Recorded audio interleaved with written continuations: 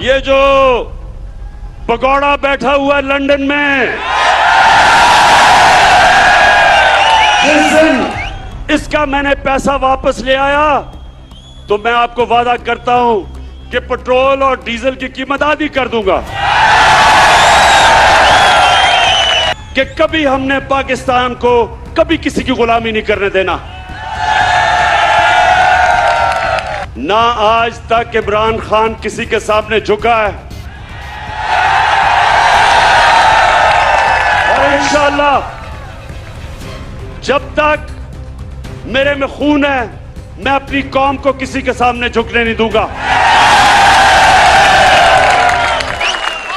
अभी ये जरा सुने, यूरोपियन यूनियन के एम्बेसडर ने खत लिखा पाकिस्तान को कि आप रूस के खिलाफ उसके मुखालिफ स्टेटमेंट दें, उसके खिलाफ वोट दें।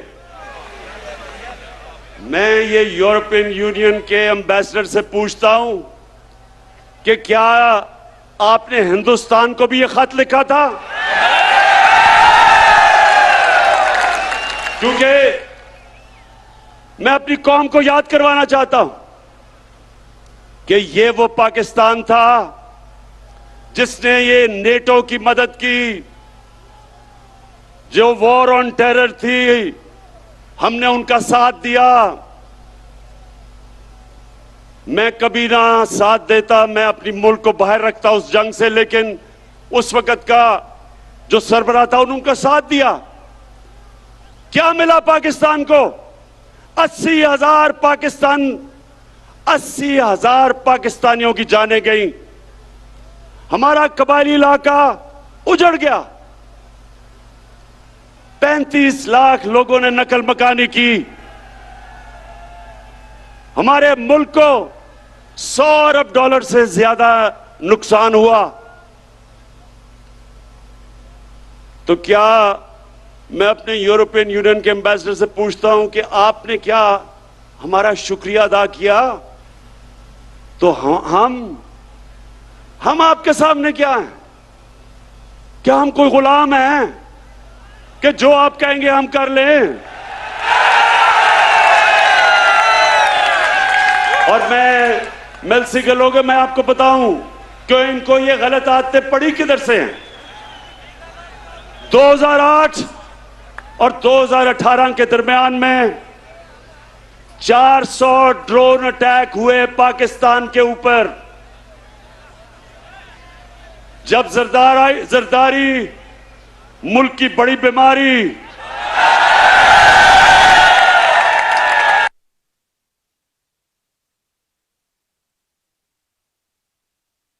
आज़म इमरान खान में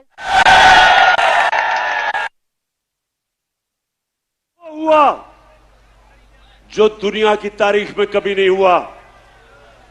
नौजवानों, आपके पास सोशल मीडिया है, अपने टेलीफोन पे आप जरा गूगल करके देखें कि कभी ऐसा हुआ है कि एक मुल्क किसी मुल्क की जंग लड़ रहा है, उसके लिए जंग लड़ रहा है, और वही मुल्क उसी के ऊपर बमबारी कर रहा है।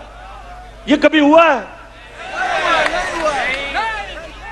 और सवाल यह है कि ये दो डाकुओं ने क्यों नहीं उनसे पूछा, क्यों नहीं उनको कहा कि जब गांव के अंदर और हमारे कबायली इलाके पे जब ड्रोन अटैक यानी बम फटता था तो आपको पता है औरतें, बच्चे, बेकसूर लोग मारे जाते थे।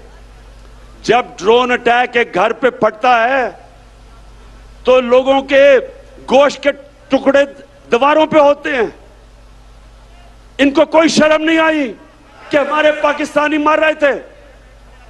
बाहर से हमारा ही दोस्त जिसके लिए हम जंग लड़ रहे हैं वही आके यहां ड्रोन अटैक कर रहा था। क्यों ये दोनों बोल नहीं रहे थे? क्यों नहीं बोल रहे थे?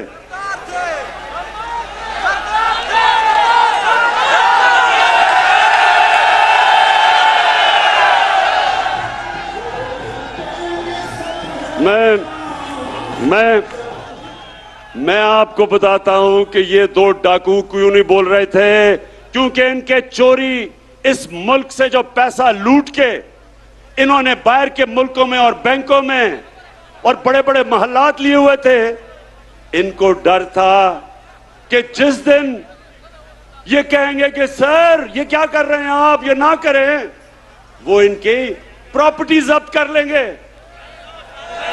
आज रूसियों की जो उनकी मगरब में असासे हैं वो जब्त कर रहे हैं, इनको भी वही डर लगा हुआ था। तो ये पैसे के बुत की पूजा करने वाले चुप करके तमाशा देखते रहे और हमारे लोगों का खून होता रहा। बेकसूर लोग बेचारे कबायली इलाके में उनके बच्चे मरे, और वो जिसके खानदान में लोग मरते थे वो हमारे खिलाफ हमले करते थे, बदला हमारे पे लेते थे, क्योंकि उनको पता था कि हमारी इजाजत से ये ड्रोन अटैक्स अपने मुल्क पे हो रहे हैं। आप बताएं, जब से इमरान खान वजीर आजम बना कोई ड्रोन अटैक हुआ है? ना ही हुआ। और मैं आज अब सबके सामने कहता हूं कि कभी किसी ने कोशिश की, नौजवानों ये सुन लो, कोई भी दुनिया में मुहज्जब माशरा नहीं बन सकता जब तक इस कुरान की आयत पे नहीं चलता। अल्लाह कहता है कि तुम अच्छाई के साथ खड़े हो, अच्छाई के लिए जिहाद करो और बुराई के खिलाफ जिहाद करो। इसके ऊपर अच्छे और बुरे की तमीज जब एक माशरा रखता है, उसकी अखलाकियात ऊपर चली जाती है, वो माशरे ऊपर जाते हैं। और जिन माशरों के अंदर कानून की बालादस्ती होती है, कानून की बालादस्ती और हुक्मरानी का मतलब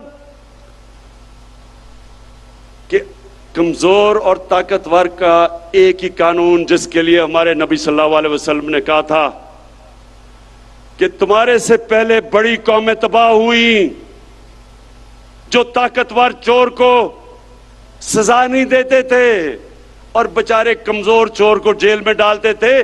कौम तबाह हो गई है तुम्हारे से पहले कई। अब ये जो चोरों का टोला है, ये सारे जो आपकी कौम को नुकसान पहुंचा रहे हैं, 35 साल से ये नुकसान पहुंचा रहे हैं। मैं 1990 की बात करता हूं। मैं जब क्रिकेट खेलता था, हिंदुस्तान से जब मैं पाकिस्तान आता था, तो लगता था एक गरीब तरीन मुल्क से एक अमीर तरीन मुल्क में पहुंच गया हूं।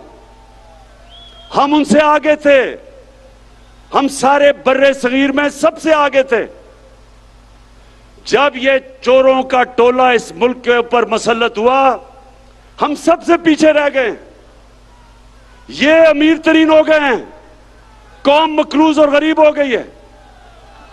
ये समझ जाए मेरे मेलसी के नौजवानों, ये आप समझ जाएं, जब तक एक कौम अच्छे बुरे की तमीज नहीं करती, कौम ऊपर नहीं जा सकती। मदीना की रियासत में हमारे नबी सल्लल्लाहु अलैहि वसल्लम ने इखलाकियात के ऊपर अपनी रियासत की बुनियाद रखी थी और इंसाफ पे, उस पे वो दुनिया की अजीम कौम बने थे। जब इस तरह के चोर मिलके सिर्फ एक ही काम है कि बारियां लेते रहें, खाते रहें, जो इनको इत्तेसाब इनका करने लगे तो उसके साथ सब मिलके उसको गिराने की कोशिश करें। तो ये लोग, मैं अपने मीडिया से कहता हूं कि आप, मीडिया एक वॉचडॉग होता है, मीडिया का काम होता है लोगों को अच्छे बुरे की तमीज दें। आज मगरबी मीडिया कभी भी किसी के ऊपर चोरी का इल्जाम हो वो तकरीर नहीं कर सकता, वो मीडिया के सामने नहीं जाता। अगर कोई पकड़ा जाए करप्शन में, माशरे में उसकी सोशल बॉयकॉट हो जाती है, कोई उसके करीब नहीं जाता। तो मीडिया आपकी भी जिम्मेदारी है, आपके बच्चे हैं। मैं जो लोग आज मीडिया में इनकी हिमायत कर रहे हैं, इन डाकुओं की, मैं आपसे यह सवाल पूछता हूं कि क्या आप चाहेंगे कि आपके बच्चे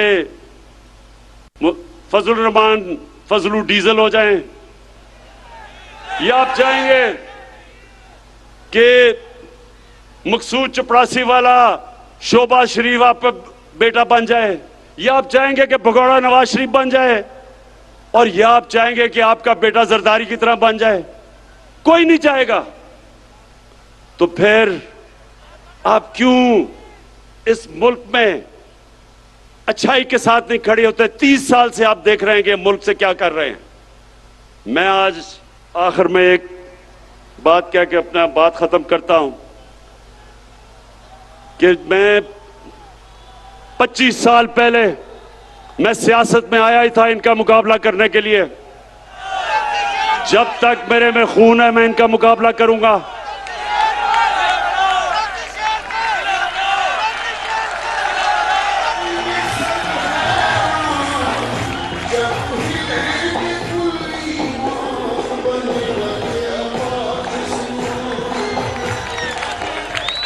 मैं इनका मुकाबला करूंगा और अभी मेरी पूरी तैयारी है कि जो भी ये करेंगे मैं उसके लिए तैयार हूं।